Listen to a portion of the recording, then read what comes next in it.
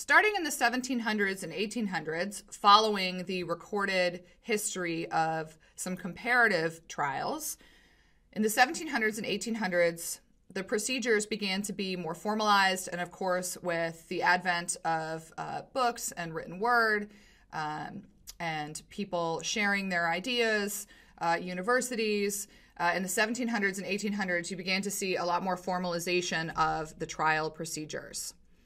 And in fact, we have the first controlled trial that's ever been recorded. This is James Lind, Sailors and Scurvy. So James Lind lived from 1716 to 1794. The HMS Salisbury, the ship seen here, sailed from 1744 to 1761. A little bit of background here. Lind was a surgeon on board the Salisbury. It was a British Navy ship. There was a high mortality rate due to scurvy. Scurvy, the cause, which is known now, it was not at the time, is a lack of vitamin C for at least 1 month. So you'll see many people taking a lot of supplements that contain vitamin C or eating citrus fruits now. We are aware of the dietary importance of vitamin C for the health of our body, but they were not at the time.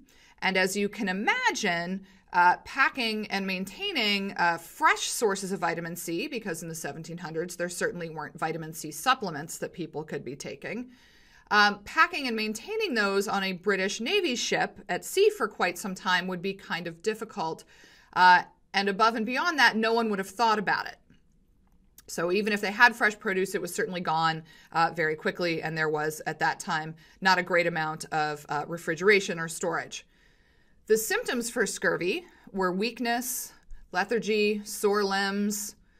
If left untreated, it results in decreased red blood cells, gum disease, hair loss, and even bleeding from the skin. So you can still see cases of scurvy today. It's relatively rare in first world nations with high levels of medical care, people who go see pediatricians, but it still does occur. But it's very, very rare, and in fact, we now know what causes it, and that's vitamin C deficiency. Back in 1700s, death from scurvy was not uncommon. It generally resulted from poor wound healing, which led to infection or excessive bleeding, and then the person would pass away. Lind's description, or written description, was putrid gums, the spots and lassitude with weakness of the knees. So as you can imagine, with decreased red blood cells, bleeding from the skin and infection, these were not people that would be able to serve or continue serving aboard the ship. And then you have an active ship with patients or sailors on board that are sick and not able to help with their duties, and putting the burden onto other sailors. So Lind described the cohort of these types of patients in detail. He also described their basic diet. So they laid together in one place, being a proper apartment for the sick in the forehold, and had one diet common to all. So this is something that we would consider about the homogeneity of the population. So when you look at your clinical trials groups, you want them to be homogeneous in as many factors as you can, so as to attribute treatment to the treatment. So here, Lind describes that they were all in a similar environment. They were being taken care of and had a signature or one diet common to all.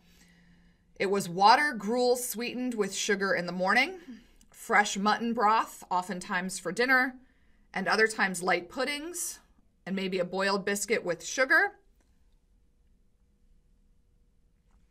And for supper, barley and raisins, rice and currants, sago, and wine or the like. So everyone was getting a similar diet and living in similar situations, such that if any treatment was brought upon them, you might be able to attribute it to that treatment intervention. And here's the trial. He had 12 sailors, all with scurvy, in 6 groups of 2.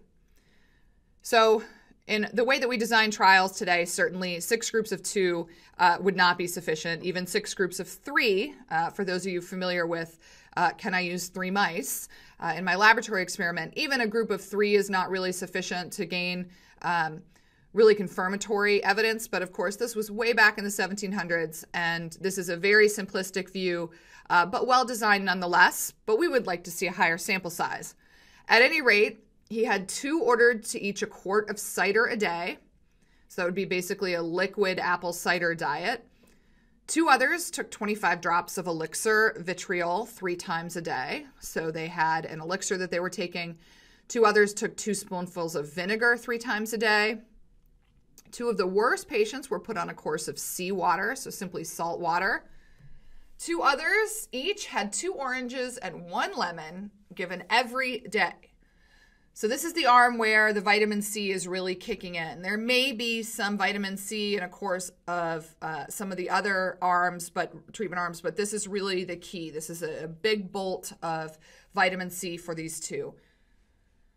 The remaining 2 patients took an electory recommended by a hospital surgeon. So whoever was treating the patients, they just got as care as needed.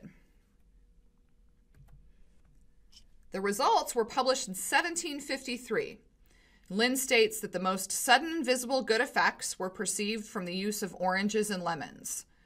One of those who had taken them being at the end of 6 days fit for duty. The other was the best recovered of any of his condition and was appointed to attend the rest of the sick.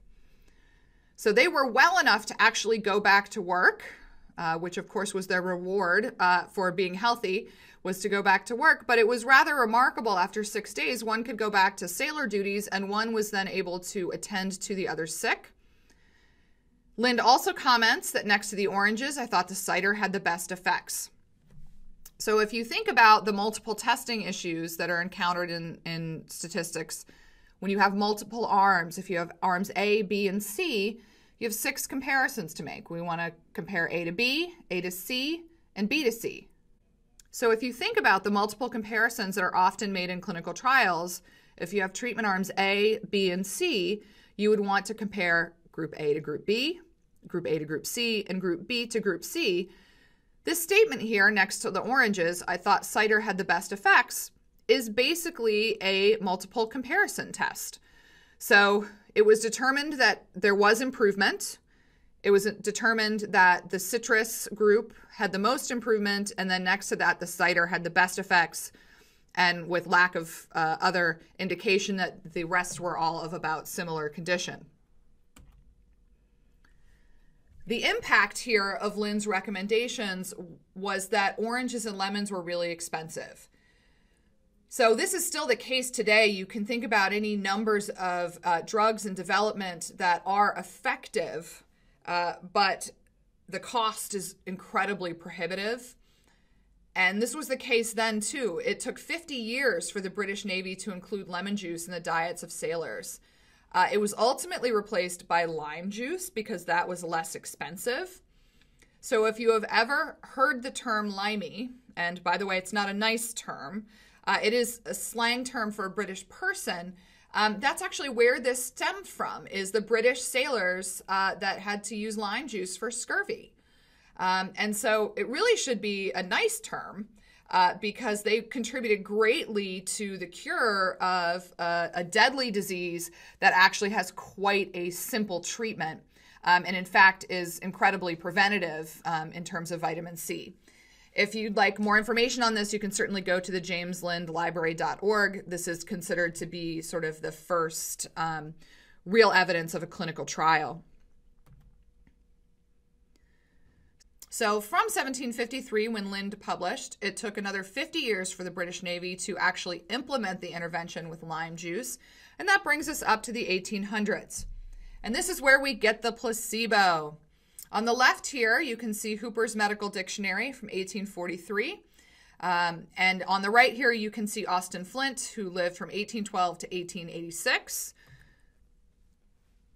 Hooper's Medical Dictionary defined placebo as an epithet given to any medicine more to please than benefit the patient. So placebo, it is a pleasing effect to the patient so that they feel as if they're being treated, but it's not really having any medical effect. And this was in 1811. In 1863, we hit the United States with physician Austin Flint. He planned the first clinical study comparing a dummy remedy to an active treatment. 13 patients suffering from rheumatism with an herbal extract instead of an established remedy. So it was thought at the time that this herbal extract, perhaps juniper berries, that homeopathic or alternative medicine is still around for arthritis, more commonly known as gin. So you'll see people who soak raisins in gin and eat them to get the juniper berry effect. But at any rate, back in 1863, we had 13 people suffering from rheumatism, gave them an herbal extract instead of an established remedy. In 1886, Flint described the study in a treatise on the principles and practice of medicine. This was given regularly and became known in my wards as the placeboic remedy for rheumatism. The favorable progress of the cases was such as to secure for the remedy generally the entire confidence of the patients.